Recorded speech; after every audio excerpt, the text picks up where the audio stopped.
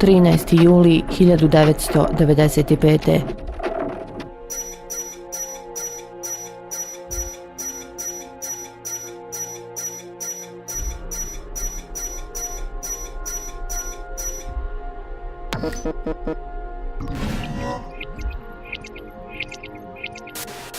Nastavljena evakuacija žena, djece i starijih ljudi. Svjedok Momir Nikolić je svjedočio: kao načelniku za obavještajne poslove i bezbjednost Bratunačke brigade, a i iz mojih ličnih saznanja i učešća, poznato mi je sljedeće. Namjera snaga Vojske Republike Srpske u julu 1995. bila je da se prouzroči prisilno premještanje cjelokupnog muslimanskog stanovništva iz Srebrenice na teritoriju pod kontrolom muslimana.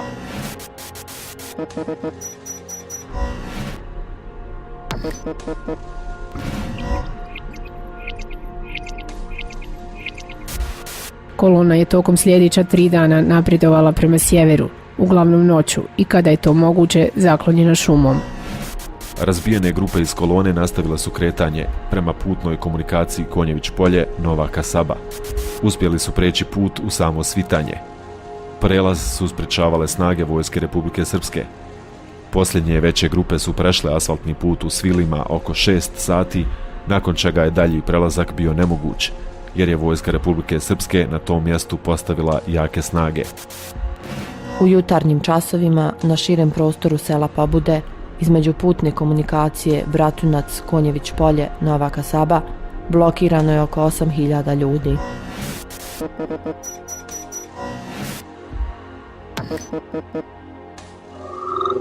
Nekoliko zarobljenih na putnoj komunikaciji Kravica Milići ubijeno na licu mjesta.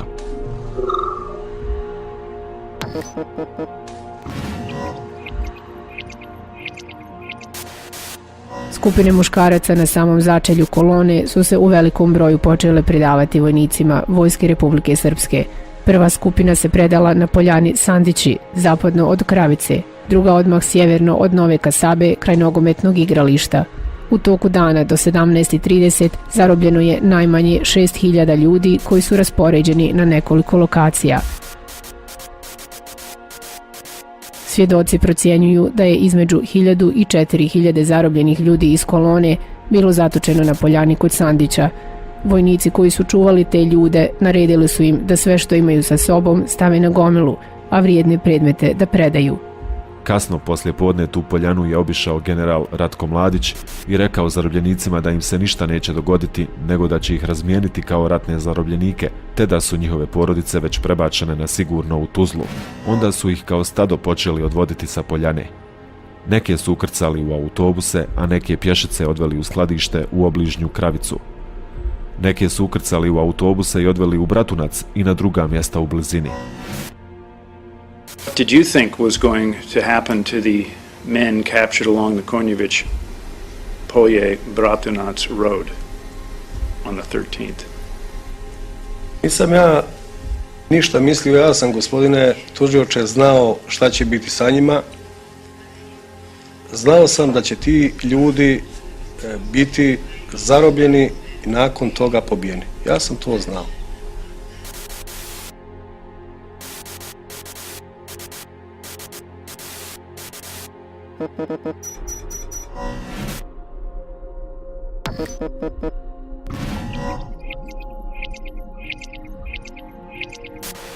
Procjenjuje se da je 1.500 do 3.000 ljudi zarobljenih iz kolone bilo zatočeno na nogometnom terenu u Novoj Kasabi.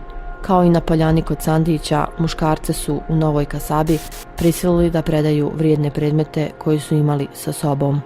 General Ratko Mladić je poslijepodne obišao i to mjesto, ali je ovaj put zarobljenicima rekao da ih muslimanske vlasti u Tuzli ne žele, tako da će ih poslati negdje drugo. Dokazi nepobitno pokazuju da su snage MUP-a Republike Srpske bile razmještene duž poteza ceste između Konjević polja i Bratunca, gdje je glavnina ljudi iz kolone bila uhvaćena.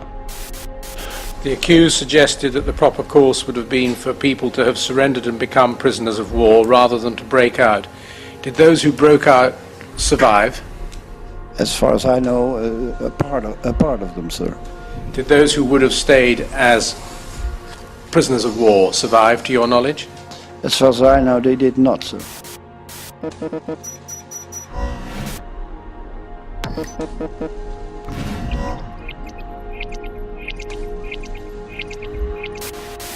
Jedan broj zarobljenih kod Nove Kasabe i Konjević polja ubijeni su na obali Jadra ujutro 13. jula 1995. Svjedok S.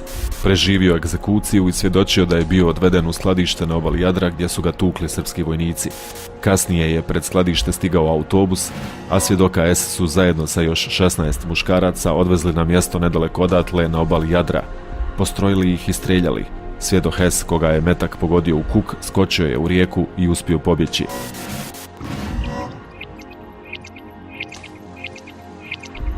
Hiljade zarobljenih bosanskih muslimana koji su u zarobljeništvo dospjeli nakon zauzimanja Srebrenice pogubljeni su gotovo do posljednjeg čovjeka.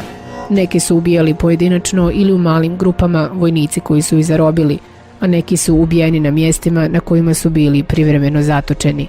Međutim, većina njih pobijena je u pažljivo isplaniranim masovnim egzekucijama, počevši od 13. jula 1995. i to na području sjeverno od Srebrenice. Oni koji nisu zarobljeni 13. jula 1995.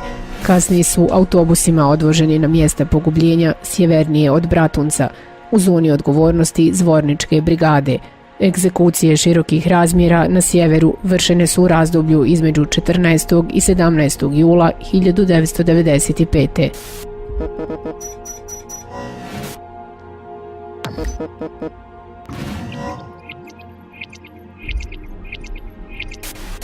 Kao što je standardna praksa u modernom ratovanju, i Vojska Republike Srpske i Armija Republike Bosne i Hercegovine su prisluškivali komunikacije neprijatelja. Vojska Republike Srpske je imala zaštićena sredstva komunikacija, ali nisu uvijek radila i trebalo je duže vremena da se uspostave, pa su oficiri često koristili nezaštićene linije jer su bile brže.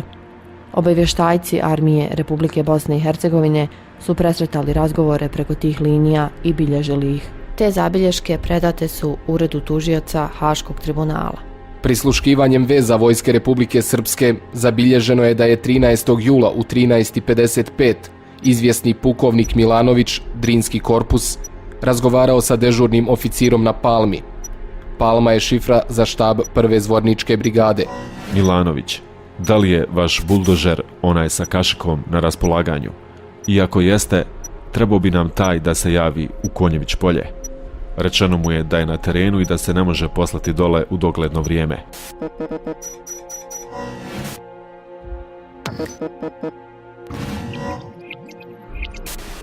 Kako se proces progona bližio kraju, prve ekipe UNHCR-a su krenule iz Beograda 12. jula, no bili su zaustavljeni na granici i bilo im je dozvoljeno da nastave 13. jula.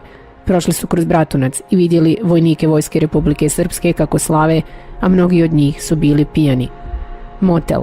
U Bratuncu su saznali od lokalnih Srba da je na obližnjem igralištu zatočen veliki broj muslimana. Padao je mrak i ekipa UNHCR-a je mogla iz svojih motelskih soba čuti mjestimičnu pucnjavu koja je dopirala sa nogometnog igrališta.